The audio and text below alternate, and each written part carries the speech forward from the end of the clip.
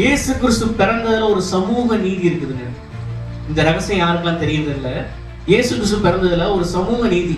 அதுதான் அதை என்ன சொல்ல போனா, அந்த ஒரு வேறுபாட்டை பிரிக்கணும் தான் அவர் சமூக நீதியின் ரட்சகரா பிறந்திருக்காருன்னு சொல்லலாம். இதுல முன்னாடி குறிப்பிட்டு எல்லா ஜனத்துக்கும் மிகுந்த சந்தோஷத்தை உண்டாக்குகின்ற நற்செய்தி.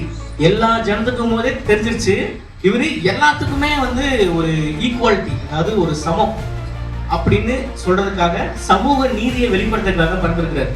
முன்னாடியே நான் சொன்னேன், எத்தனை பேர் நோட் பண்ணிக்கிறதுல, இயேசு கிறிஸ்து அரண்மனையில பிறக்கல, மாட்டு தொழுவத்துல தான் பிறந்திருக்கிறாரு. மாட்டு தொழுவத்துல பிறந்துட்டு யார் யார் பார்க்க வர்றாங்கன்னா, மேய்ப்பர்கள் பார்க்க வர்றாங்களா. தேவதூதன் இறங்கி என்ன பண்றாங்கன்னா, மேய்ப்படத்துல சொல்றாங்க, இந்த மாதிரி பிள்ளைங்க துணிகளை சுற்றி இருப்பாங்க, நீங்க போய் பாருங்க அப்படிங்கிறாங்க. சாதாரண ஆடு மேய்க்கிறவங்க யாரை பார்க்க வர்றாங்க? இயேசு கிறிஸ்துவ பார்க்க வர்றாங்க.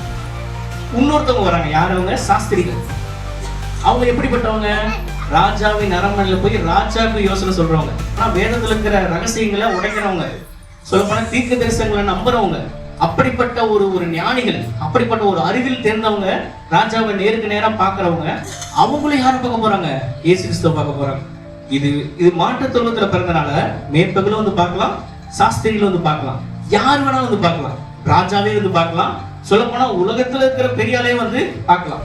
இதே இது இந்த இயேசு கிறிஸ்து அரண்மனையில பிறந்திருந்தா மேய்ப்பனால பார்த்திருக்க முடியுமா? சாதாரணமான ஜனங்களால பார்த்திருக்க முடியுமா?